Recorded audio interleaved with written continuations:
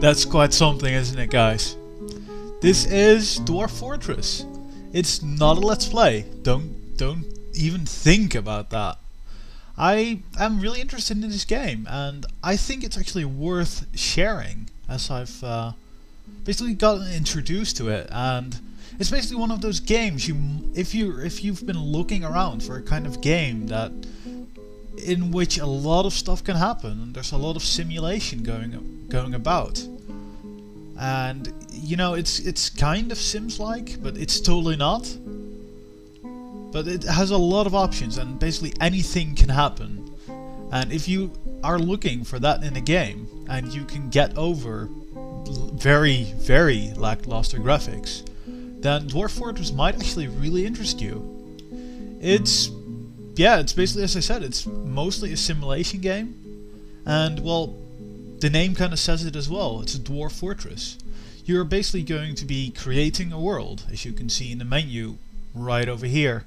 I'm probably not going to basically use my mouse a lot, because the game doesn't want you to use your mouse. It is not great on controls, the graphics aren't great, but the gameplay options are absolutely mind-blowing. So I'm just going to basically do a short introduction to it. I'll do my best, as I'm still new to the game as well. Because if you're speaking of learning curve, it's basically like starting the game, knowing nothing. It's basically pushing your head into a shredder and afterwards beating the remains of your head against the brick wall. That's about the learning curve of Dwarf Fortress. But after you get through that, it gets really addicting and it's a ton of fun. So if you're still listening now, that probably means this might actually be for you. So let's actually start by creating a world, which by itself is amazing, really. So let's just do that. Yes, the game is still in alpha, and I don't even know when the first release was. It was many years ago, and it's basically one dude from 12Bay Games, Bay12 Games.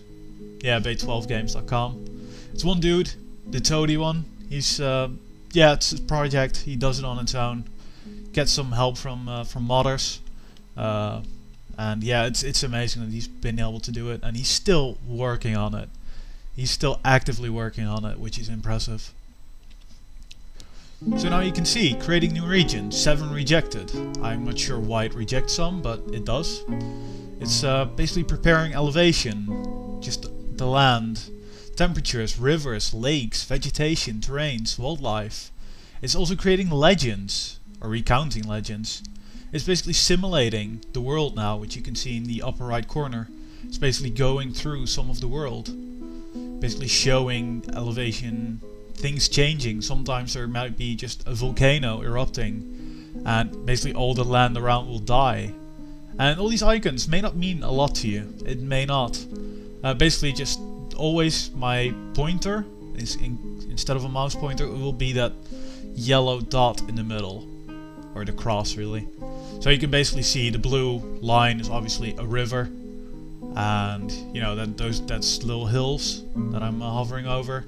The tree is a little forest, and you can see this is the land of mothers. It's a simple jungle, and this would be the fatal hill. I'm guessing if you can actually, for every world you create, it randomly generates an entire history, and you can even read up on it. It's so elaborate that you just don't know what to do with it. So basically you can just go through the land. And this is all part of the Fatal Hill. And this is the Adventurous Dunes. And this would be kind of mountains. Yeah, the Tide Hills. The Named Horns. There's a bunch of areas, and the world is absolutely huge. Basically what I will be showing is within one of those squares. Divide that up into 16 bits or something, and then I'll be showing one little area as I get started. So you can imagine the world is absolutely huge, and I'm trying to find a civilization that actually, basically there's civilizations around, but I can't really seem to find any. Yeah, I don't know. There's humans around, there's elves around, there's dwarves around, and there's goblins and other creatures, dragons. It's all there, really. Everything you would basically want in this kind of game. So, well, this world, it seems fine. I don't know. don't really care about the land. So it's basically saving the entire world now. And after that we can actually get started. You can also, yeah, you can create your own world by using parameters to basically fill it in the way you want. Yeah, design new world with parameters. If you want, you can do that, but I honestly wouldn't bother. So let's actually start playing now. There's basically 3 modes. The main one is really just Dwarf Fortress Adventure. You basically have your one dwarf and you move around the world, and I don't really know. It's not really interesting. Dwarf Fortress is really where it's at, so let's import the world again that we just saved. And now we're over here. You can basically see, as I said, the world map is where we just were. And that square that is blinking with the cursor is now, that's basically this region.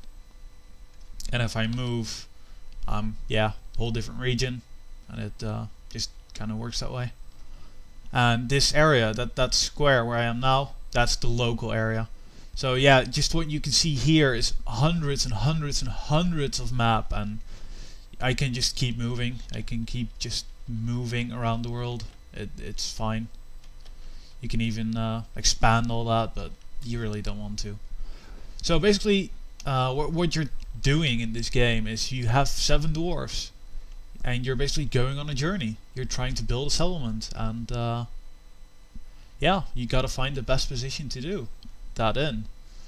So you can see all kinds of options here. It's about expanding the local area. You can move that around. If you can see that square, well, it's kind of obvious since it stands out in color. I can move that around, and I can expand that, and I don't really want to do that. I want to just keep it as is. I think it's that way. But yeah, you can basically select a local area to start playing in.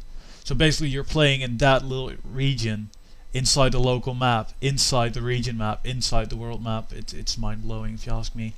But let's find a nice position to actually get our settlement started. And you do that by the F key. Now you can see a bunch of things you're supposed to be looking for. I kind of don't like evil. I want a low amount of evil near my settlement. Some elevation. I'd like some elevation. I mean, you're dwarf, you want to be digging into a hill. That's basically what you're looking for. I don't want a desert, so I don't want a high temperature. I kind of want some forest as well for wood, because wood is very useful if you're trying to survive. So let's try and get a medium amount of that as well. I want some fluxstone. Fluxstone basically means that you're going to be getting bits of hard rock which you can actually build buildings with. So that's very, very good to have. An aquifer is basically something that will... I've not actually seen any aquifer myself, as I'm still new at this, but it's basically there's water all around, and it makes it really hard to dig through or dig into the mountain, so you don't want that. And you do want the river, because you know, dwarves still need to drink. So let's just press enter now, and we're going to do a search on these criteria and see if we can find anything. Also, basically, the way I actually got started on this game, after I've heard of it just ages ago, several years, but back then I don't think there was a graphics pack like this, because this is actually a graphics pack I'm running, which basically those trees and stuff, the water. It's not much, but it definitely looks a lot better than the original ASCII graphics, so that's definitely something already. But this is acceptable to me. It's for a lot of people it might not be, but it looks acceptable to me, so I'm fine with it. And before, with the original graphics, it really wasn't. I can't stand to bear at that. So it's done with the search now.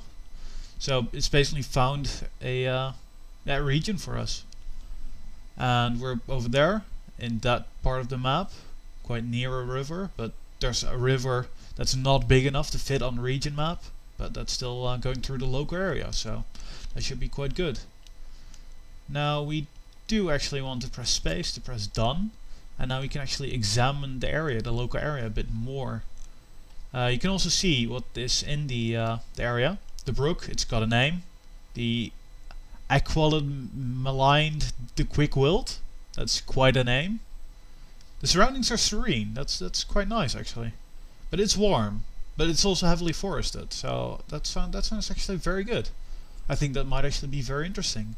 Also, there's some clay, which is basically the rock that chalk as well. Those are basically the rock types that you can basically use to get started really easily.